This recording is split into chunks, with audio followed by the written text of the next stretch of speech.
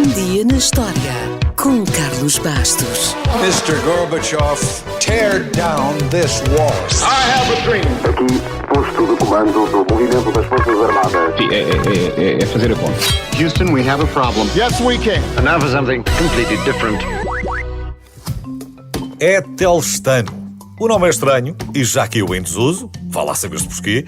Foi o rei dos anglo-saxões que conquistou todo o território inglês, passando a reinar como rei dos ingleses até à sua morte. Morreu rodeado pelos melhores cuidados dos seus médicos e cirurgiões num dia como o de hoje, no ano 939.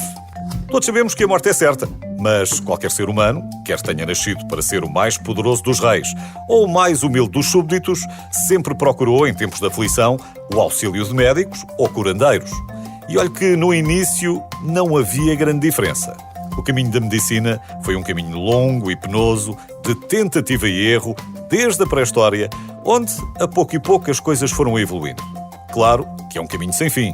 Daqui a 500 anos vão dizer que éramos uns bárbaros, tal como nós dizemos o mesmo da medicina do século XIII, por exemplo.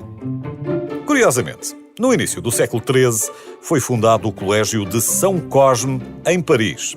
E este colégio elevou o estatuto dos cirurgiões, distinguindo-os, a partir de então, dos cirurgiões barbeiros. Os mestres cirurgiões eram cultos, quase todos homens do clero, sabiam latim, vestiam uma toga comprida e realizavam as principais cirurgias.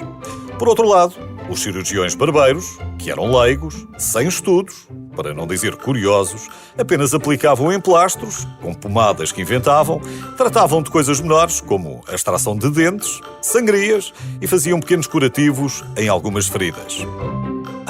E para além disto, como é evidente, aparavam barbas como ninguém e faziam cortes de cabelo espetaculares.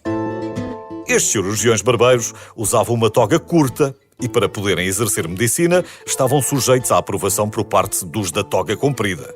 Está-se mesmo a ver que, de vez em quando, a confusão instalava-se e que aquilo passava a ser uma valente togada. Até porque alguns destes cirurgiões barbeiros esticavam-se nas suas atribuições e realizavam cirurgias um pouco mais complexas, digamos assim, mas fique descansado que não vou descrevê-las. Como se mandavam para fora de pé, os verdadeiros cirurgiões não hesitavam em levá-los à justiça. Mas não pense que os cirurgiões barbeiros apenas atendiam as classes mais baixas. Muitos reis tinham ao seu serviço uma enorme quantidade destes profissionais todo o terreno. Já o povo não tinha muita escolha. Como não tinha dinheiro, tinha de ir ao primeiro cirurgião barbeiro que encontrasse. Até porque prestava muito mais serviços.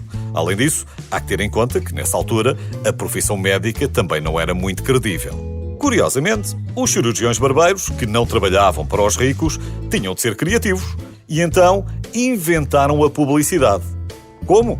Bem, colocavam na entrada do seu consultório um poste pintado de vermelho para, na medida do possível, disfarçar as manchas de sangue e não assustar os clientes.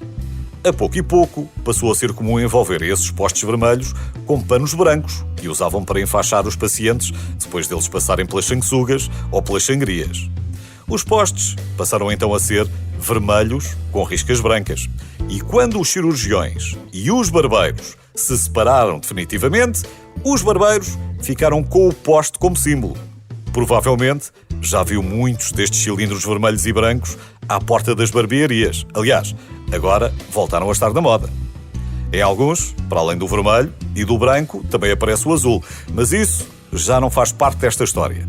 O azul foi apenas uma novidade decorativa introduzida pelos franceses, que, como sabemos, gostam muito da sua bandeira.